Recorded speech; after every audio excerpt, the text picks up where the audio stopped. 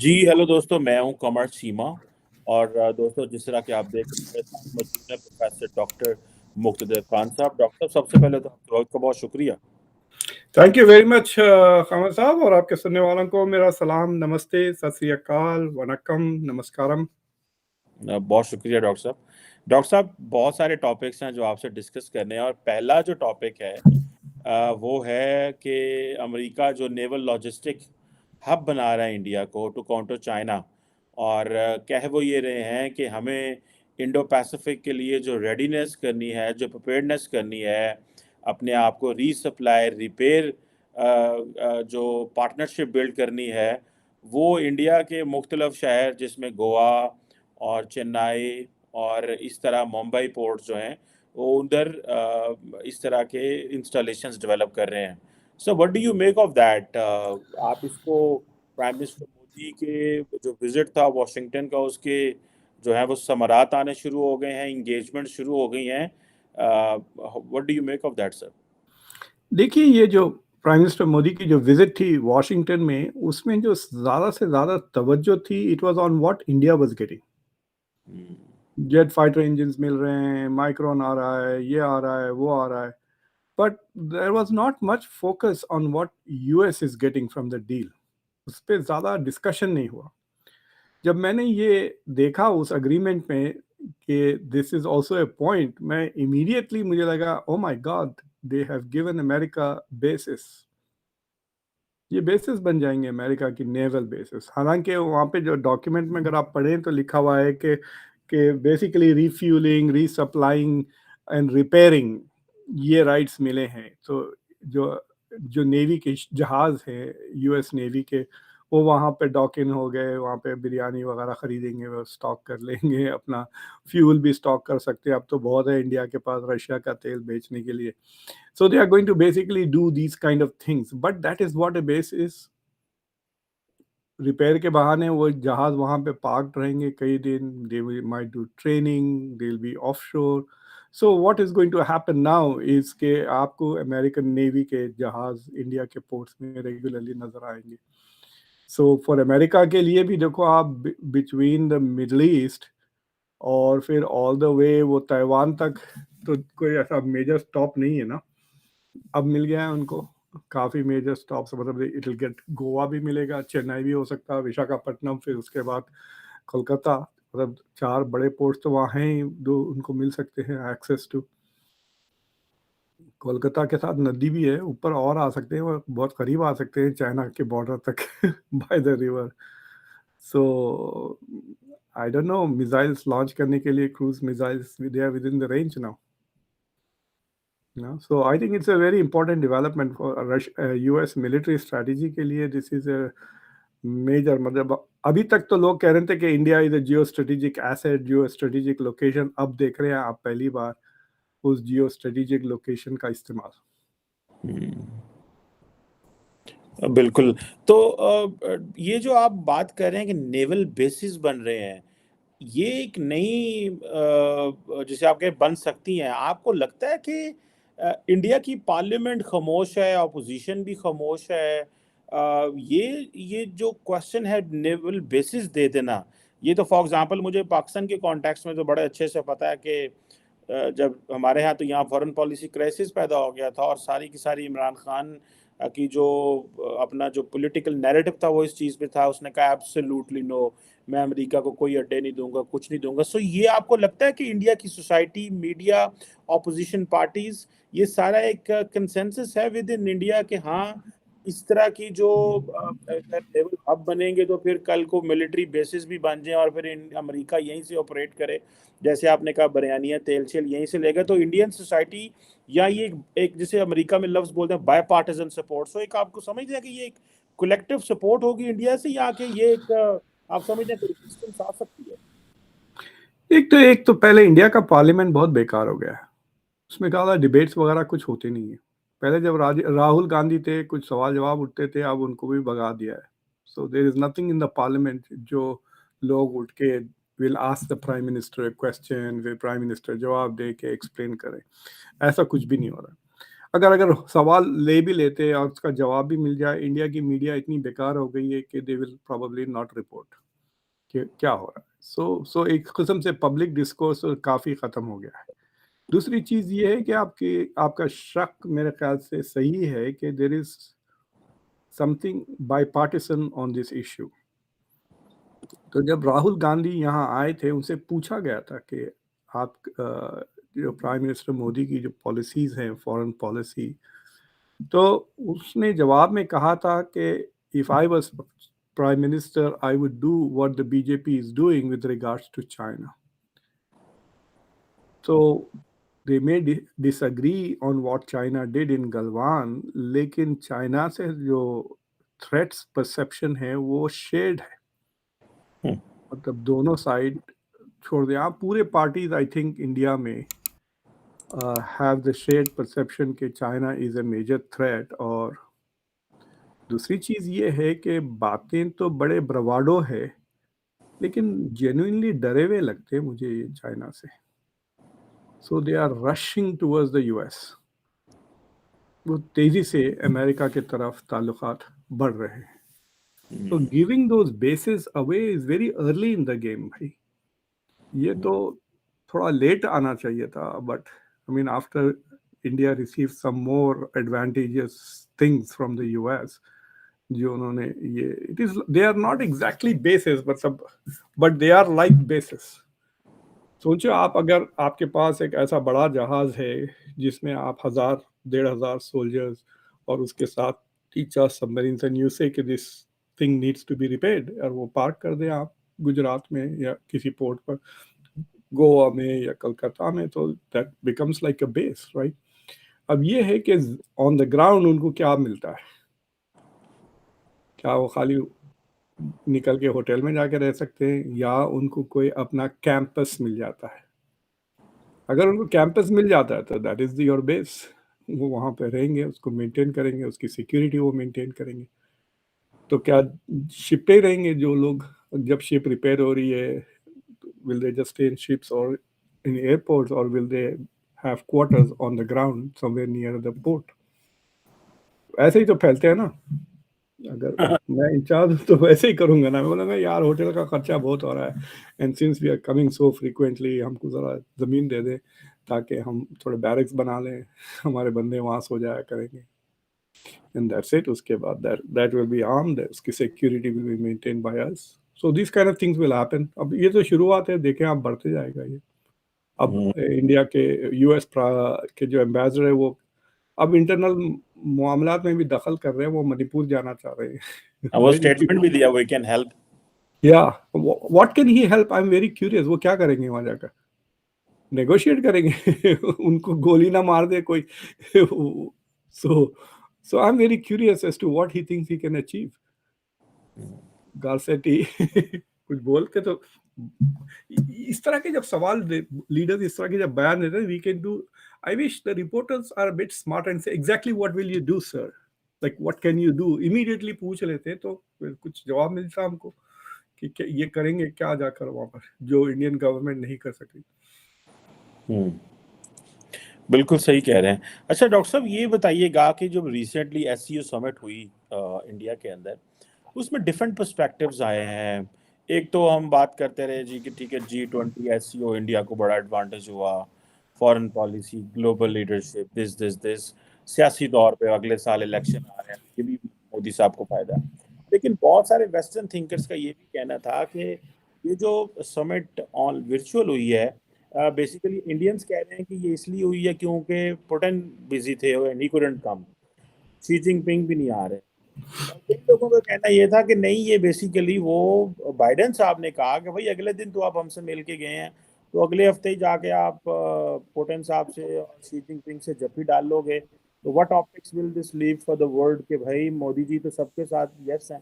तो what do you make of this virtual जो leaders summit हुई है, और बाकी चीजें तो बाद में, लेकिन इस थीम को आप कैसे देखते देखिए, ये जो वर्चुअल होने वाला है, इसका डिसीजन तो 2-3 महीने पहले ले लिया गया था, क्वाइट अ लॉन्ग टाइम। अगर याद है, शायद आपके साथ भी मेरी बात हुई है ऑन दिस इश्यू। स्पेकुलेशन ये था कि Xi is not going to come, तो जी भी नहीं आएंगे, और पुतिन को एक्सपेक्ट करना to come all the way is going to be very awkward. अगर पुतिन इंडिया आते तो सवाल उठता है, are they going to arrest him? Right, he is wanted now ना। हम्म अगर पुतिन बेल्जियम जाते हैं तो he will be arrested there, definitely. So India आए तो कोई ना कोई वेस्ट में तो मीडिया में तो गड़बड़ होगी ना कि इस बंदे को पकड़ क्यों नहीं रहे हैं। तो I don't know whether that was the reason कि जी भी नहीं आ रहे हैं, पुतिन भी नहीं आ रहे हैं, तो फिर क्या फायदा। बेसिकली शहबाज शरीफ आएंगे उनको लेकर क्या क्या करेंगे। So I think that was considered a smart move to D. हालांकि it's not a good thing for India. ये 3-4 घंटे का था समिट, अगर वो लगाते तो ये 2 दिन का होता समिट, काफी media attention, it would like been a big thing ना, जंकेट की तरह हो जाता। तो स्पेशली अगर लीडर्स आते, बाई पार्टीसन मीटिंग्स होती, it would be interesting to see कि मोदी और पुतिन की मीटिंग होती है या नहीं, जी और पुतिन की अलग से मीटिंग होती है या नहीं होती। So it would have been a very interesting development to see अगर ये लोग आते, खासतौर से G20 की मीटिंग से 2 महीने पहले, या और so it was it I think it was a lost opportunity. And I don't blame India. Agar if they knew in advance that G was not going to come, then it was no point.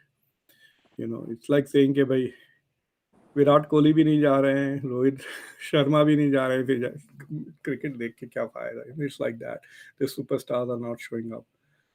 तो एक वो चीज था।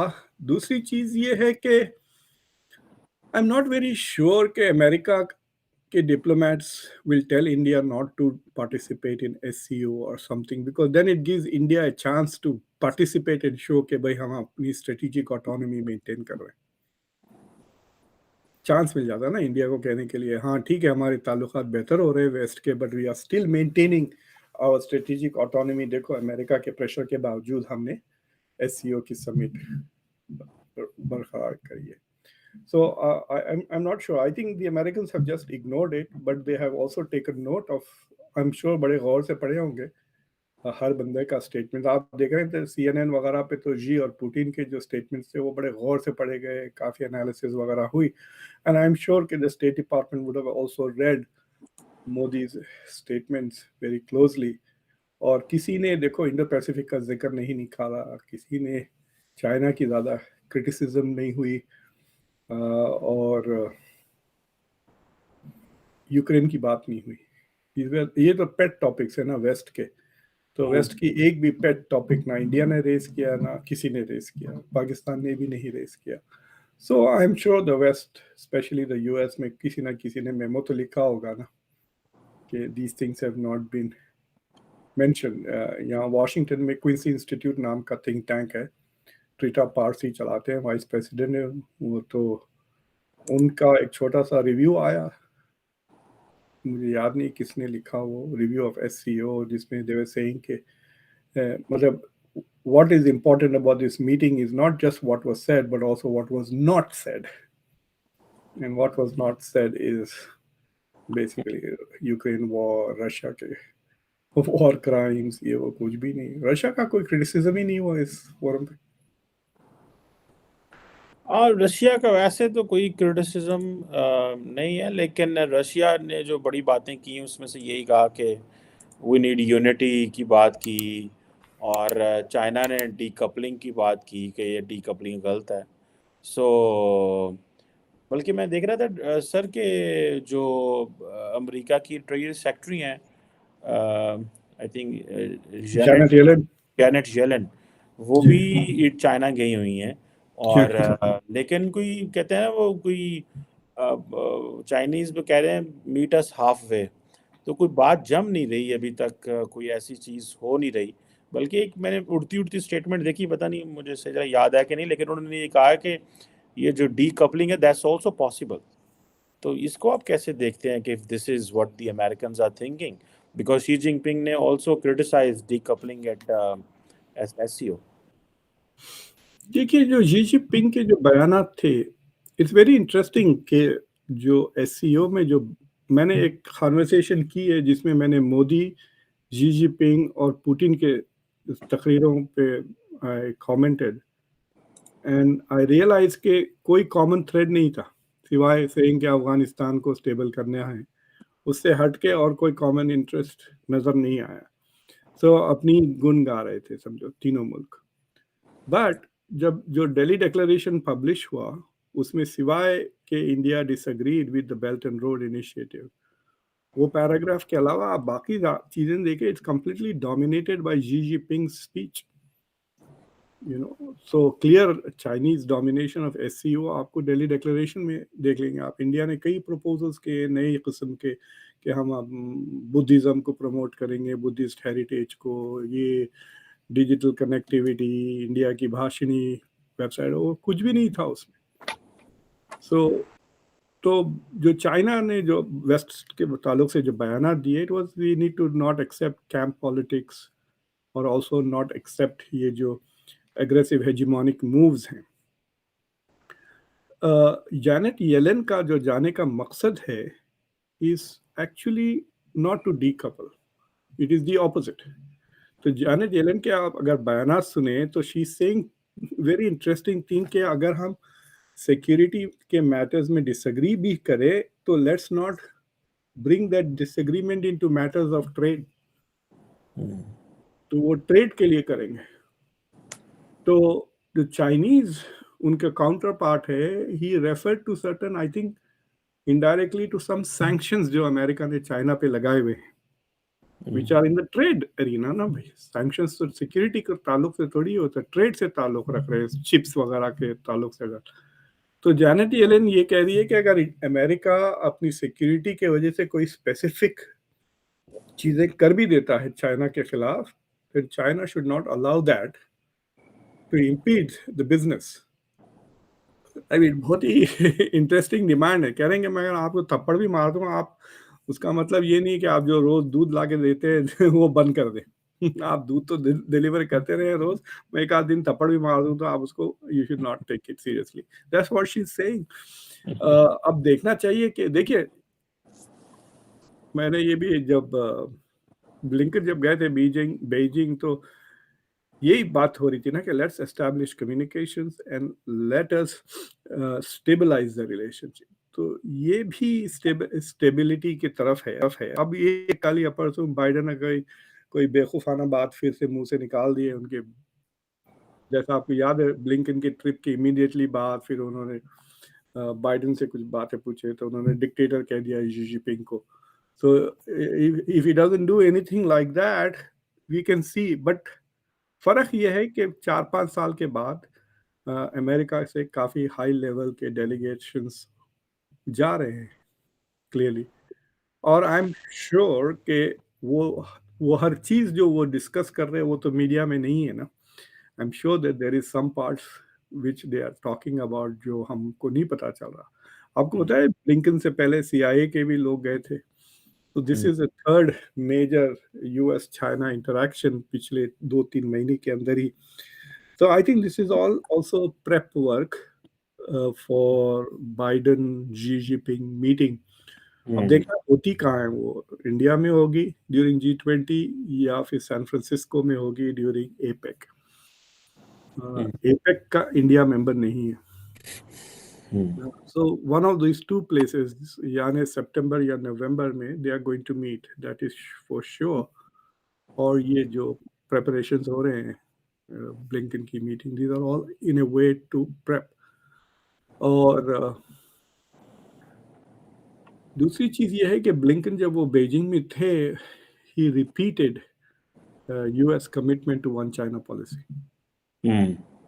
उन्होंने दोबारा दोहराया। I remember उससे पहले मैंने कन्वर्सेशन किया था और आई हैड सेड कि US needs to reclarify his position on Taiwan, क्योंकि बातों से ऐसा लग रहा है कि रुझान ताइवान की तरफ बहुत ज़्यादा हो गया है कंपेयर टू पहले। तो सच एन एक्सटेंट कि अगर मैं चाइना हूँ तो आई वुड अज्यूम कि ये they will defend Taiwan in case of a war. वो एम्बिग्विटी ख़त्म हो जा रही थी अंडर बाइडेन। तो ब्लिंकन ने फिर रीइटरेट करा कि वी बिलीव इन स्टेटस को, which means they are not going to support Taiwan की independence, at least बयान के हद तक, that's what it says. अच्छा डॉक्टर साहब, ये जो इंडिया ने बात की कि हम वो BRI वाले पैरा पे साइन नहीं करेंगे, मतलब क्या इससे what does India wanted to tell कि हम बायलैटरल ट्रेड करते रहेंगे, हम आपके जो रीजनल और मल्टीलैटरल प्लेटफॉर्म्स हैं उसका हिस्सा नहीं बनेंगे? सो isn't it a double standard on part of India कि एक तरफ आप ट्रेड भी कर रहे हैं, या कि आप समझते हैं कि this is a good way to build pressure on China? देखिए, इंडिया जो है सो फंस गई है। फॉर एग्जाम्पल, इट नोस के सारे central Asian countries are for belt and road initiative, लेकिन belt and road initiative also goes through the territory that India claims, यानी जो कश्मीर। पाक ऑक्यूपाइड कश्मीर में भी है, और अक्साई चीन से भी वो जो कनेक्शन है, जो लैंड आप लोगों ने दी है। So for India to accept belt and road initiative, अगर बाद में किसी कोर्ट केस में आप गए तो this can be treated as acceptance of LAC and LOC ना। इनडायरेक्टली आप कह सकते हैं कि भाई आपने बेल्ट एंड रोड इनिशिएटिव को तो एक्सेप्ट भी कर लिया, प्रमोट भी कर लिया, that is like saying you accepting LAC and LOC, क्योंकि आपके जगह से तो जाती है और हाईवे जो सीपैक है, which is one of the most important aspects of the Belt and Road. So India cannot do that without jeopardizing its own national interests.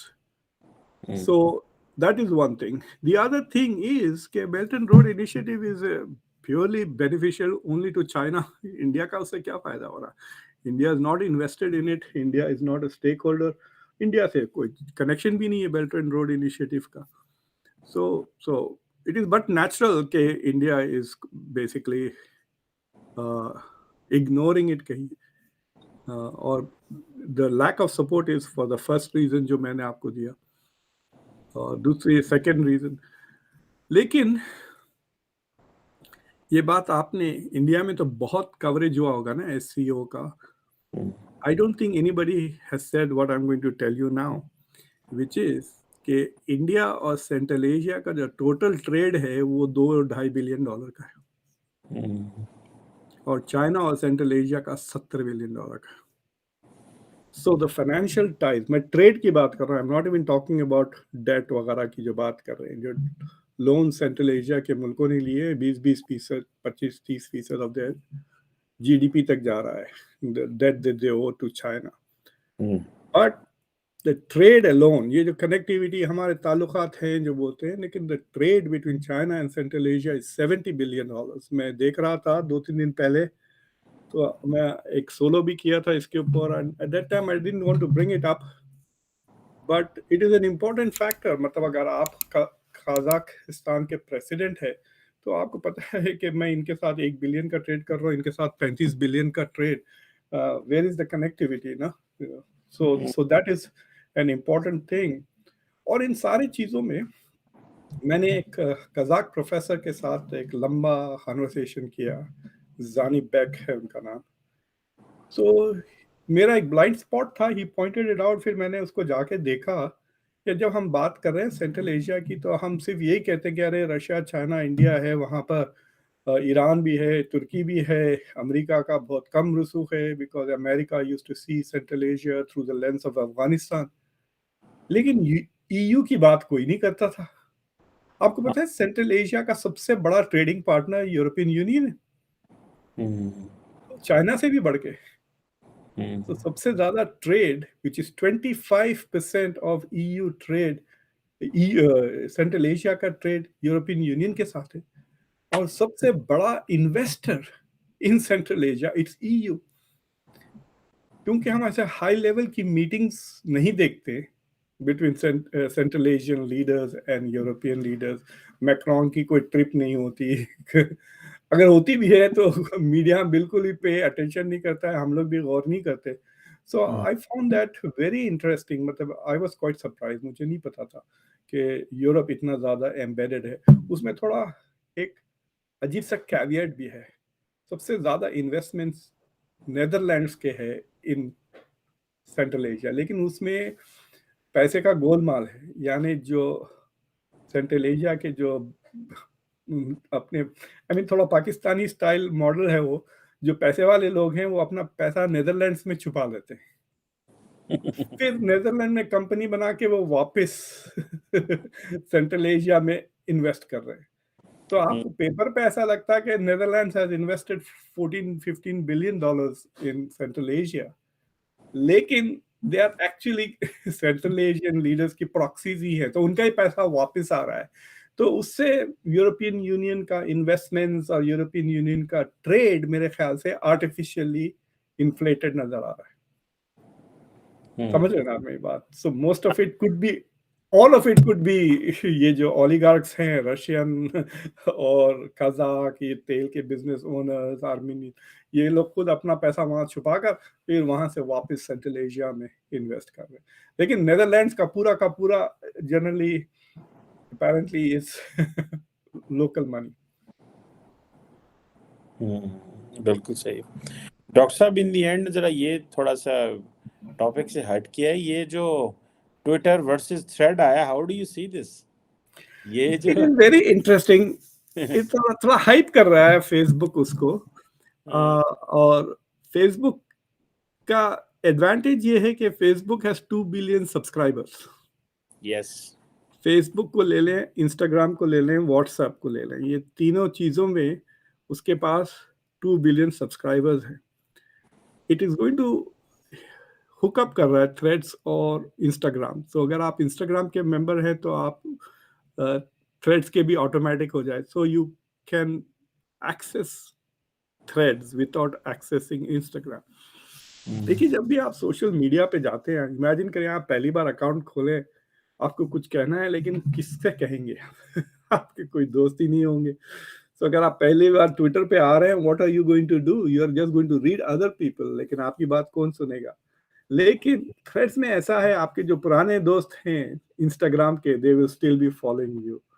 So I think that is the advantage they have. मैं सुना कि Elon Musk is planning to sue them because it is a copy cat program जरूर है, लेकिन it also has some advantages because of its connections to WhatsApp, or I don't know how they will use WhatsApp, लेकिन Instagram तो it's going to be the same account.